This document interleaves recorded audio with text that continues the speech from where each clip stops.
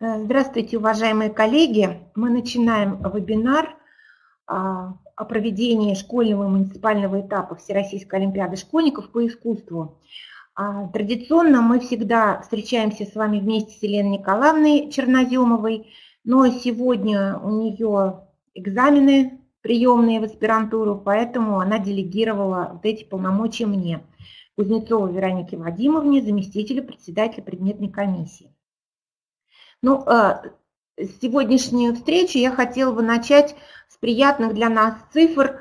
Это очень радует, потому что потихонечку, но число участников регионального этапа Всероссийской олимпиады школьников по искусству растет. И в этом году у нас практически мы выходим на цифру 5000 человек. Это достаточно хороший рост в прошлом году был, поэтому я думаю, что вот этот темп нам нужно с вами сохранять. И в этом году поставить цель вот эту черту 5000 человек, участников регионального этапа, перейти. Поэтому нам, конечно, надо очень хорошо поработать на школьном и на муниципальном этапе. Почему я говорю хорошо поработать? Потому что у каждого этапа Всероссийской олимпиады школьников свои задачи. И именно школьный этап олимпиады школьников, он очень важен в плане вовлечения ребят вот в этот олимпиадный процесс. А вы понимаете, что ситуация сегодня такова, и этот год нам показал, что конкуренция обостряется среди ребят, и есть некоторые специальности, я буквально вчера смотрела интернет, где даже максимальные баллы 310, да, то есть 3 экзамена ЕГЭ на 100 баллов и плюс максимальные баллы, ребята не попадали на бюджет. Потому что есть еще один способ, и которым очень все отлично пользуются, это участие в различных олимпиадах. И по искусству их не так много. Существующие олимпиады, они практически все прикладные, их очень много по изобразительному искусству, но наша олимпиада, она построена по другому формату, и поэтому, конечно, здесь возможности у наших ребят шире. Еще что хочу сказать, что практически впервые в этом году практически все регионы приняли участие в региональном этапе. Исключение составила одна область. Я так думаю, что в следующем году уже будет максимальное количество участников. Еще хотела бы обратить ваше внимание на регионы, которые предоставили максимальное количество участников. Традиционно принято считать, помимо Москвы, Санкт-Петербург, но посмотрите, как интересно. У нас появилось два региона, Московская область и Челябинская область, где количество участников стало максимальным. А я вам хочу сказать, почему. Это моя такая версия. Я думаю, что все могут придерживаться совета, который вы сегодня услышите, и тоже достигать вот таких же прекрасных результатов. В Московской области начал очень интенсивно работать областной олимпиадный центр. Они используют все возможности. В частности, привлекают к консультациям учителей, членов предметных комиссий. И я вам хочу сказать, что такая рекомендация была дана даже на уровне совещания в министерстве, поэтому контакты наши будут даны в конце сегодняшней встречи. Пожалуйста, обращайтесь, мы с удовольствием вам поможем методической помощью, практической помощью, для того, чтобы цифры участников наших детей росли каждый год. Есть еще одно очень интересное начинание, которое обусловлено теми обстоятельствами, которые мы в этом году с вами пережили. Не буду еще раз это называть, но это ускорило работу над новым порядком проведения Олимпиады. И я хотела остановиться бы на нескольких пунктах. Хочу подчеркнуть, что пока это проект, но я не думаю, что кардинально как-то будет меняться именно вот эти положения. В новом порядке будет предусмотрено проведение Олимпиады при помощи информационно-коммуникационных технологий. То есть это то, что называется дистанционным режимом. И вот вы видите на этом слайде, что решение о проведении того или иного этапа Олимпиады школьников принимают конкретные органы. Для того, чтобы провести в дистанционном режиме школьные муниципальные этапы, организатор школьного муниципального этапов Олимпиады согласовывает это решение с органом исполнительной власти субъекта федерации. Учитывая, что страна огромная, я хочу напомнить, что в нашей стране 11 часовых поясов. Это вы представляете, да? Это практически полсуток можно лететь, да, и все будешь оставаться на территории Российской Федерации. Поэтому вот это разнообразие ситуаций и предполагает, что каждый регион, в зависимости от того, как у них все развивается, принимает решение самостоятельно. Региональный этап Олимпиады принимает решение Министерства просвещения Российской Федерации. И хочу сказать еще одно нововведение, вы уже, наверное, слышали это неоднократно, что будет немного меняться проведение заключительного этапа Олимпиады школьников, и это обусловлено тем, что полномочия о отслеживании процедуры, разработки заданий будут переданы Рособорнадзору. Ну, понятно, что происходят утечки заданий, поэтому, чтобы создать равные условия для всех детей, вот к такому решению пришли. Ну, еще хочу тоже остановить ваше внимание на нескольких датах. Они родились уже из опыта предыдущих лет, но хотелось бы тоже остановить на этом ваше внимание, что эти даты теперь будут закреплены в новом проекте порядка проведения Всероссийской Олимпиады школьников.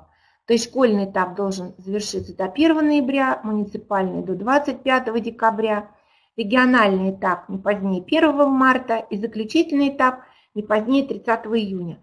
Но, опять-таки, следует пояснить вот эту последнюю дату. Это не значит, что 30 июня пройдет последняя Олимпиада. Это значит, что будет издан приказ министерский. Ну, вот я смотрю, что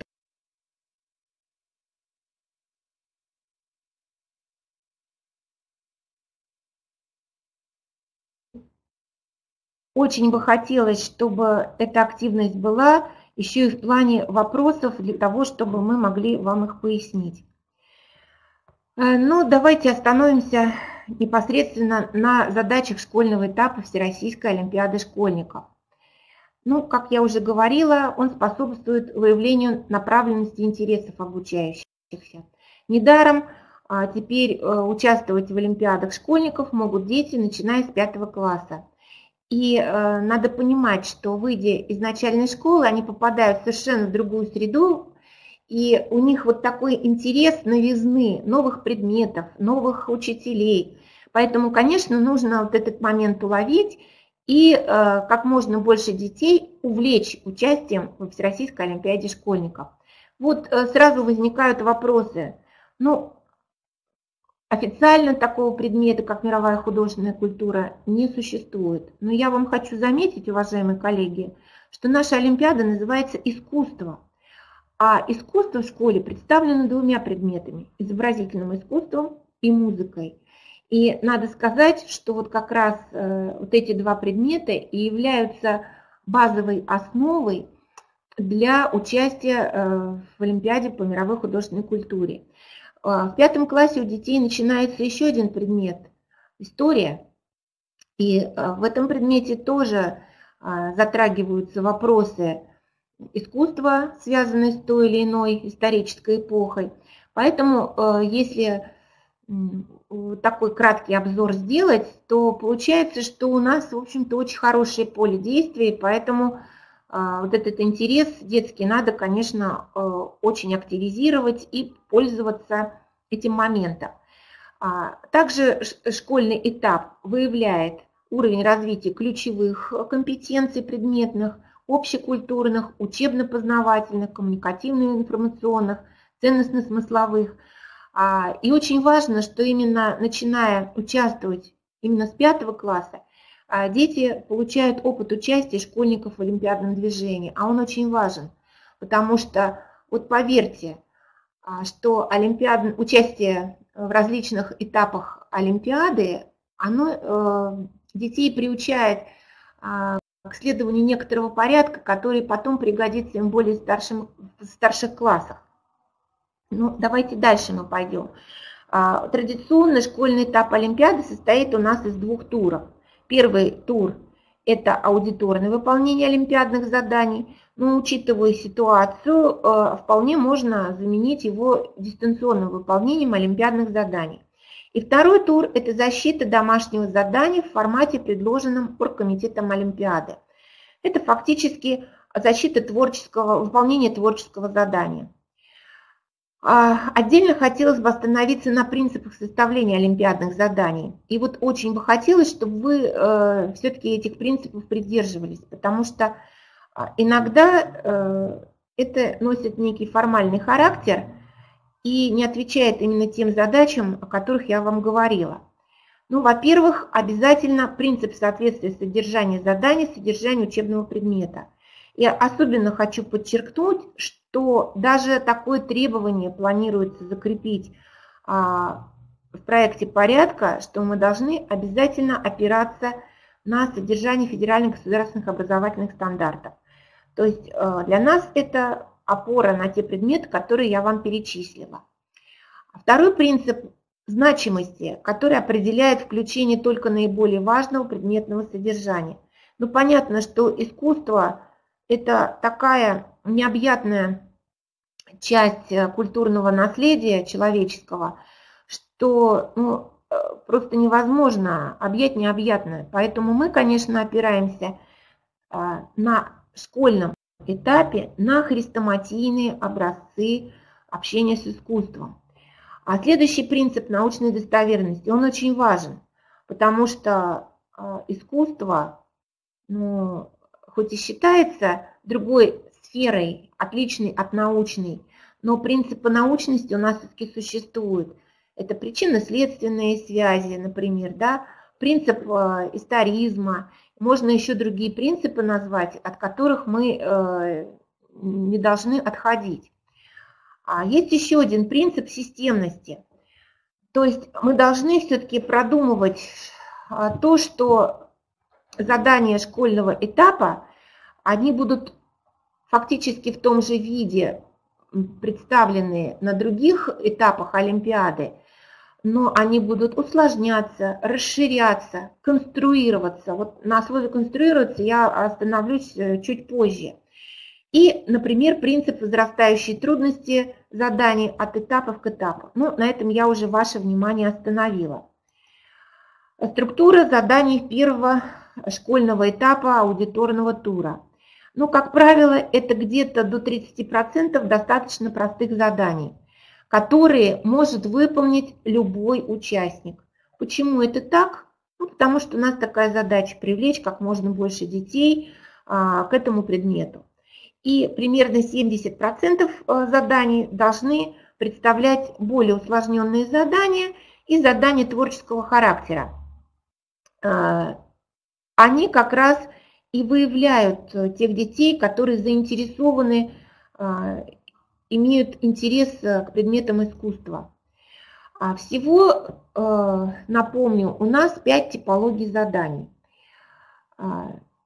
Вот первый тип заданий направлен на выявление учебно-познавательной компетенции. То есть фактически это задания, которые предусматривают узнавание художественного произведения. Ну, здесь вот вы видите элементы картин Грабаря. То есть это задание может варьироваться от класса к классу. Например, если в 5 классе мы можем представить произведение целиком, то, например, в более старших классах, там, например, в 7, это уже могут быть фрагменты достаточно известных хрестоматийных произведений.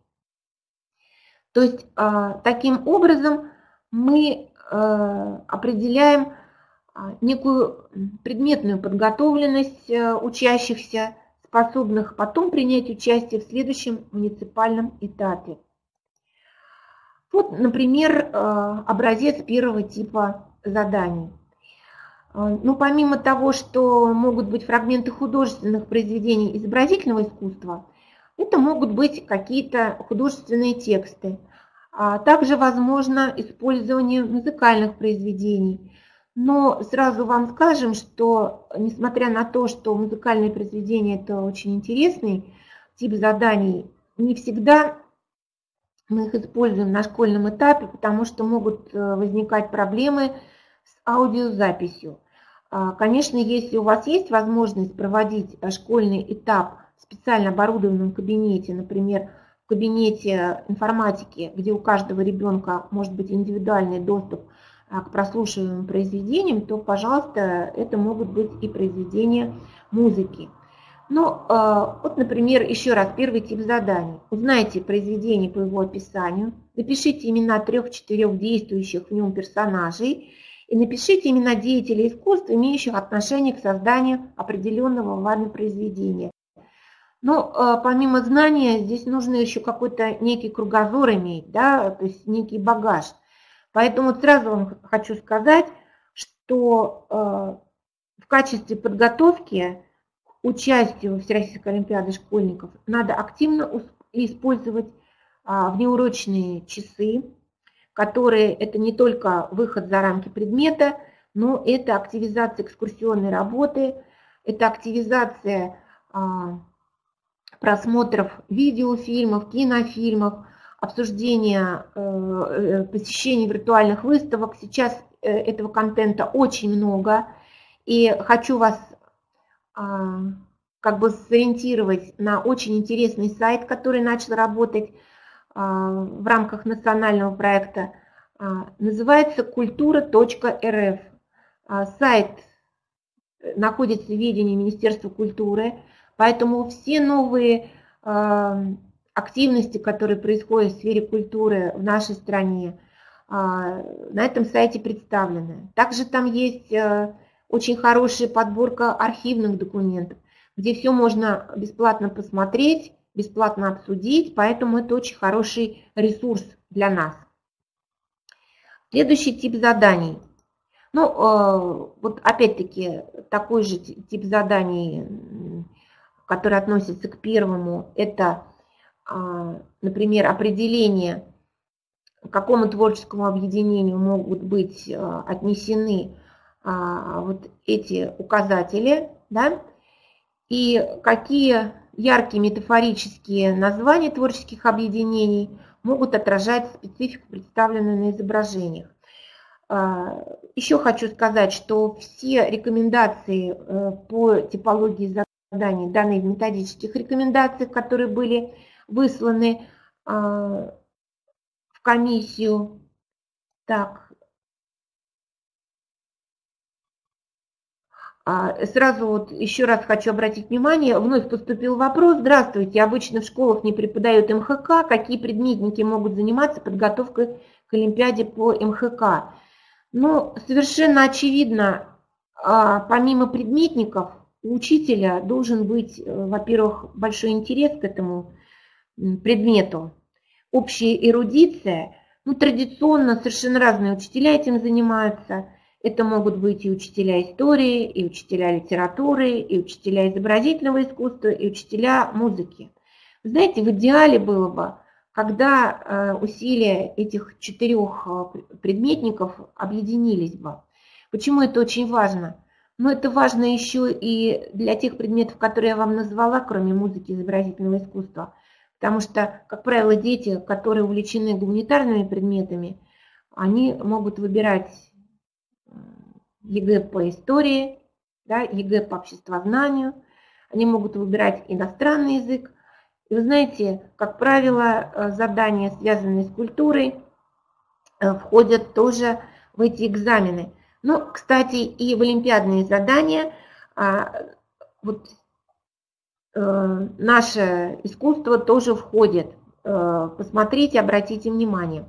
Второй тип заданий направлен на выявление эмоционально-личностной и коммуникативной компетенции. То есть фактически здесь нужно высказать свое личностное отношение. И здесь мы выявляем, во-первых, словарный запас детей, во-вторых, способность эмоционально воспринимать и передавать свое восприятие произведения на основе его анализа или отношения к явлениям культуры различных областей. И вот здесь, когда вы будете заниматься подготовкой детей к Олимпиаде, просто рекомендовала бы вам составить такой словарь синонимов. Кстати, учителя музыки знают, что есть такой словарь терминов, который был составлен Ражниковым. Вот аналогичный словарь эмоциональных эпитетов и их синонимов я бы вам предложила с детьми в процессе подготовки тоже создать. Ну вот в качестве примера второго типа задания предлагается узнать произведение по цитате, написать имя персонажа, который произносит эти слова, название вида искусства, которому принадлежит произведение, и имена деятелей искусств, имеющих отношение к созданию определенного вами произведения. Но здесь даны такие очень известные цитаты. Но это опять-таки образец. При разработке, конечно, вам нужно опираться на непосредственно жизненный опыт детей, потому что не всегда вот эти цитаты, которые для нас с вами очень известны и понятны, знакомы нашим современным детям. Или вот, например, дан фрагмент живописного произведения, мы его узнаем по фрагменту, при этом мы можем сделать такой вариант второго типа заданий, когда мы должны описать по памяти какое-то произведение. Это, конечно, более сложный тип задания, и здесь тоже оценивается знание живописных произведений, общее представление о композиции, колорите, знание деталей, умение чувствовать и передавать настроение произведения. Третий тип заданий, он, в общем-то, достаточно сложный, как выявляется, направлен на выявление уровня развития исследовательской и творческой компетенции.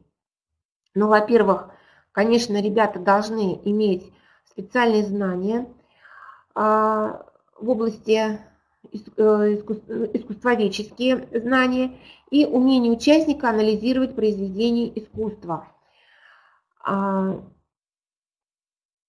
Здесь вот, например, такой образец мы можем вам представить. Например, дан ряд имен, их можно разбить на 2 и на 4 группы. То есть здесь нужно ребятам определить принцип систематизации, каким образом они будут делить. И нужно каждой группе дать название, то есть фактически описать признак, по которому они вот эту систематизацию делают. Но я думаю, что презентации вам будут доступны, вы уже потом это более детально все разберете. У нас просто достаточно мало времени. И вот здесь уже такой вопрос у нас возник, как в этом году будут даваться творческие задания школьного этапа. Но они будут даваться так же, как всегда. То есть муниципальная комиссия определяет тип творческих заданий, заранее детям дает это задание, они его выполняют, а представлять его можно, ну, наверное, также в дистанционном режиме. То есть вот конкретику представления творческих заданий определяет непосредственно организаторы школьного этапа в каждом конкретном муниципальном образовании.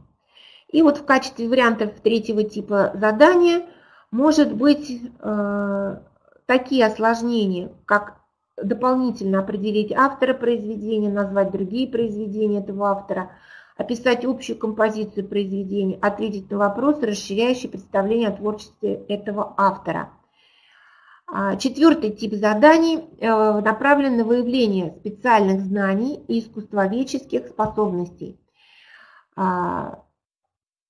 Опять-таки, здесь как бы усложняется вот этот принцип систематизации, на основе которого мы можем выполнять это задание. Например, Это может быть требование выстроить хронологическую последовательность. Это может быть выделение неких явлений, входящих в предложенный ряд.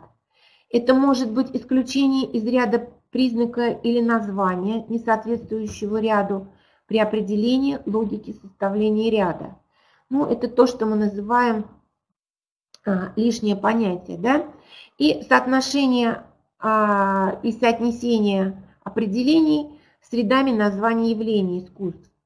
Фактически здесь мы выявляем способность творческую к систематизации определенного материала, потому что именно здесь проявляется вот это неординарность мышления, потому что очень часто ребята предлагают еще один отличный от написанного в ключах принцип систематизации.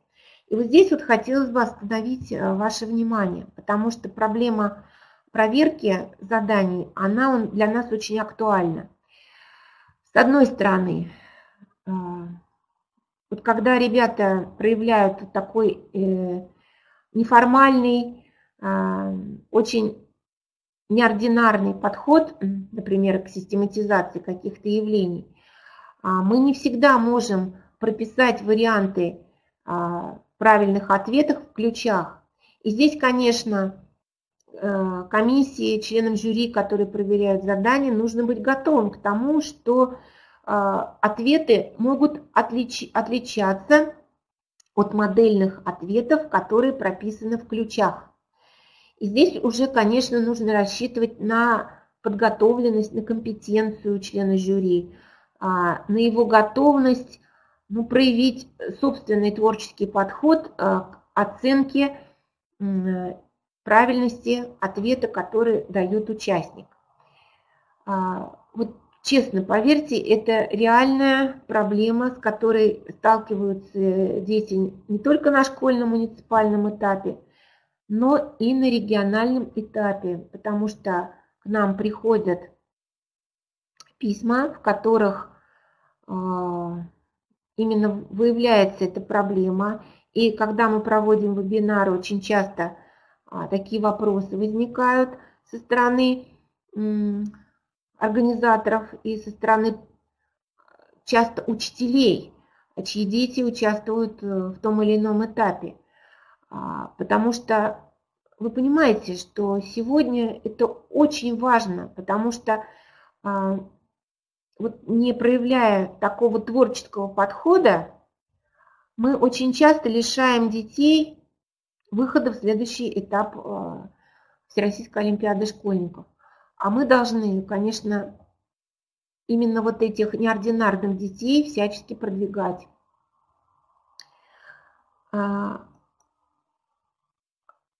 Вот представлен четвертый тип задания. Например, мы неоднократно уже, наверное, этот пример приводили. Даны 4 имени. Моцарт, Чайковский, Пушкин, Глинка. Вот казалось бы, здесь достаточно просто решить задачу, какое слово здесь лишнее. Ну, прям сразу хочется, наверное, Пушкина убрать, да? Потому что Моцарт, Чайковский, Глинка – это композиторы. Или, например, убрать Моцарта, потому что Моцарт – это представитель зарубежного искусства, а Чайковский, Пушкин, Глинка – это наши отечественные деятели искусств, да, творцы. Но здесь могут быть и еще другие варианты. И, например, Моцарт не писал стихи, не писал произведения на стихи Пушкина, а Чайковский и Глинка писал стихи, писали произведения на стихи Пушкина. То есть вот само основание, само пояснение исключения может вот разворачиваться совершенно другим образом. То есть есть еще, например, один вариант такой, что можно оставить, например, Моцарта, Чайковского, Пушкина. Парадоксальное, например, объяснение, потому что есть такая опера у Чайковского «Моцарт и Сальери». Это тоже может быть основанием для исключения, например, Глинки из этого ряда. Что здесь оценивается? Вот я уже один раз сегодня ваше внимание на этом остановила. Здесь оцениваются знания из разных областей искусства. Умение видеть принцип обобщения, систематизации, умение назвать явления, не вписывающиеся в обобщение. Баллы рекомендуется начислять за каждое верное исключенное слово и отдельно за точность его определения. И вот здесь у нас еще один вопрос, например, как делать градацию по классам, только для 5, только для 6, или можно 5 и 6. Вы знаете, вот здесь, мне кажется, могут быть разные варианты. Можно отдельно для 5, можно отдельно для 6, имеется в виду типы заданий, да? Можно объединить 5 и 6 класс, поскольку там я не думаю, что очень большая разница в возрасте и, например, в объеме знаний. Но важно, чтобы рейтинги были для каждого класса отдельные. И на самом деле вот это разведение рейтингов в этом году будет обязательным условием для всех предметов. Но у нас на МХК всегда задания разрабатывались, во всяком случае, для регионального и заключительного этапа отдельно для каждого класса. И мы, наверное, одна из немногих комиссий, которая для каждого класса самостоятельные вполне задания разрабатывает.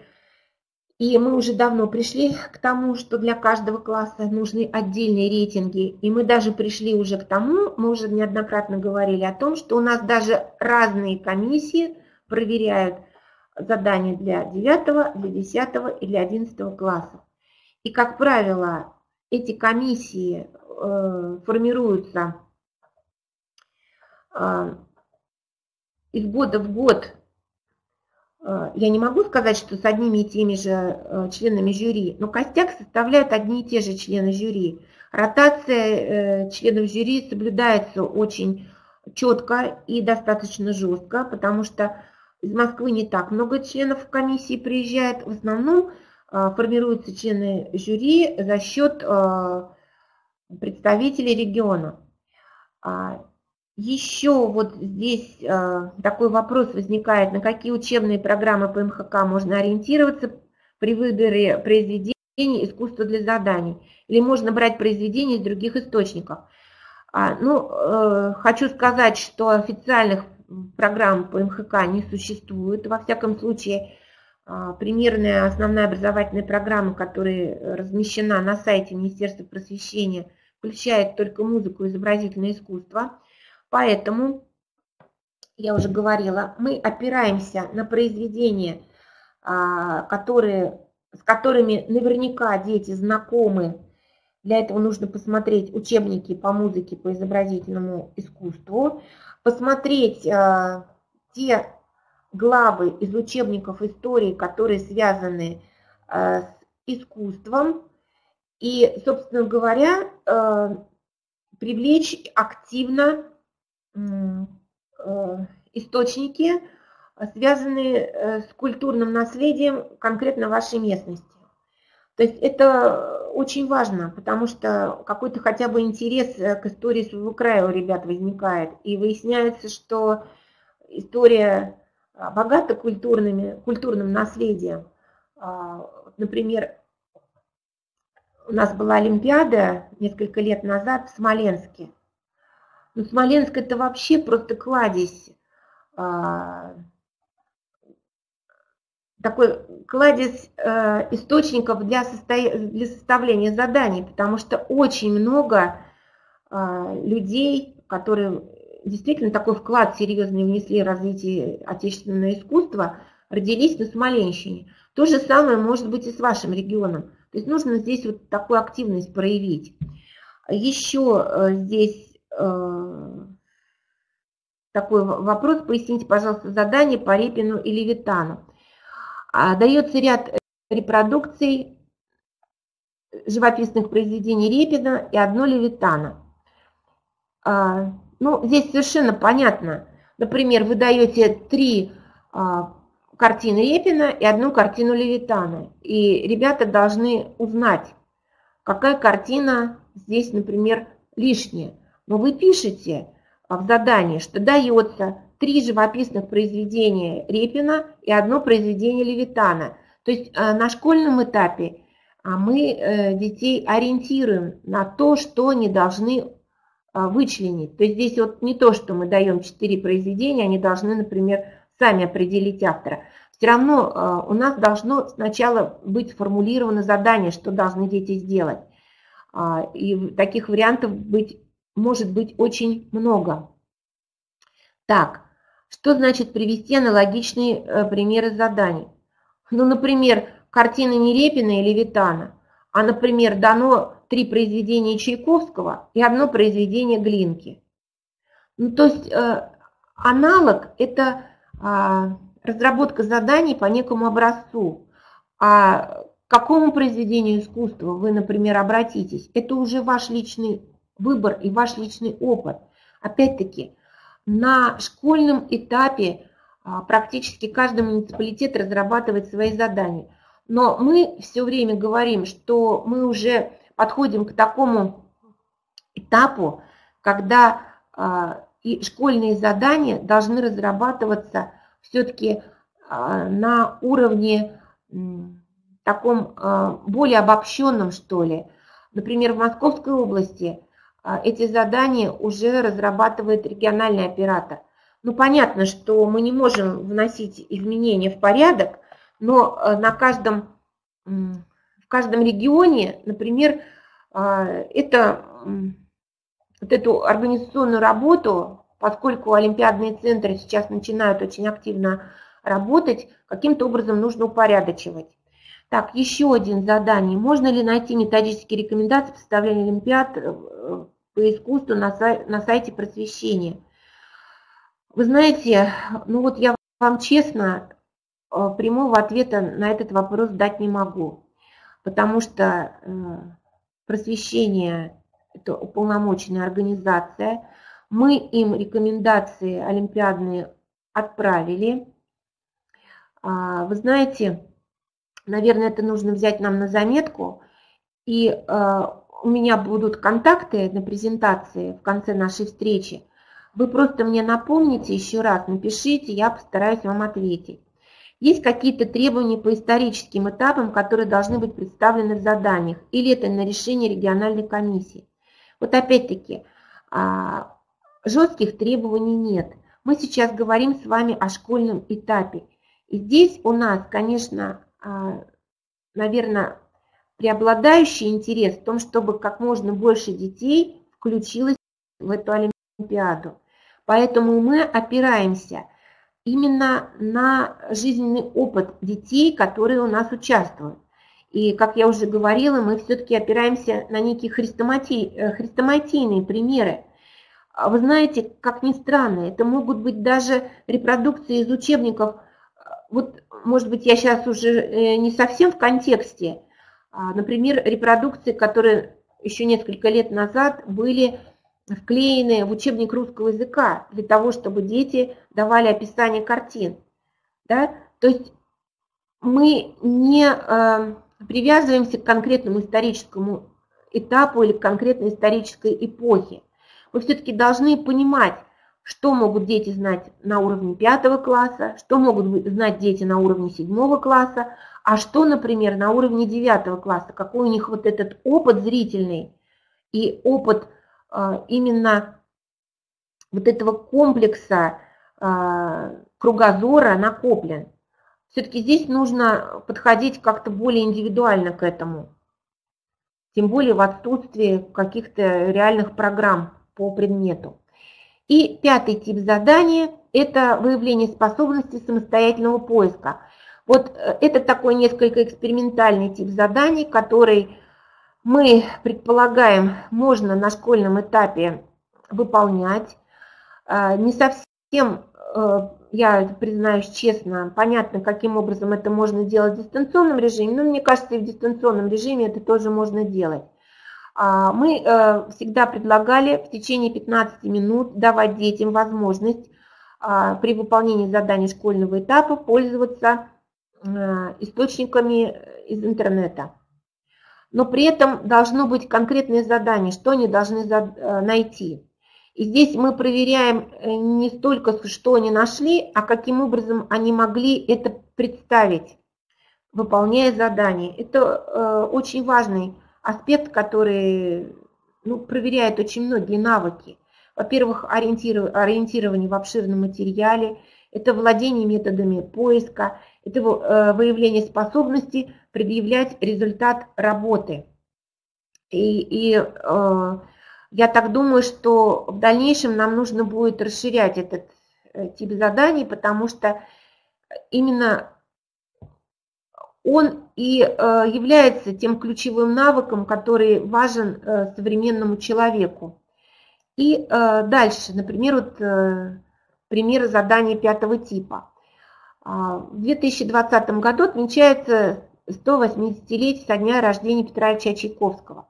Составьте программу концерта по произведениям Чайковского, включите в нее отрывки из художественных текстов, созвучных музыке композиторов, аргументируйте свой выбор. Укажите художественные произведения, которые могут проецироваться на экран. То есть это очень такое комплексное творческое задание. И поверьте, 15 минут для того, чтобы, если ничего не знаешь, даже не всегда, наверное, хватит, чтобы собрать вот этот материал. Этот тип задания, кстати, может быть дан в качестве творческого задания для участия во 2-м туре. И вот здесь у нас опять еще вопросы появились. Сколько заданий должно быть в 5-м, в 6-м классах?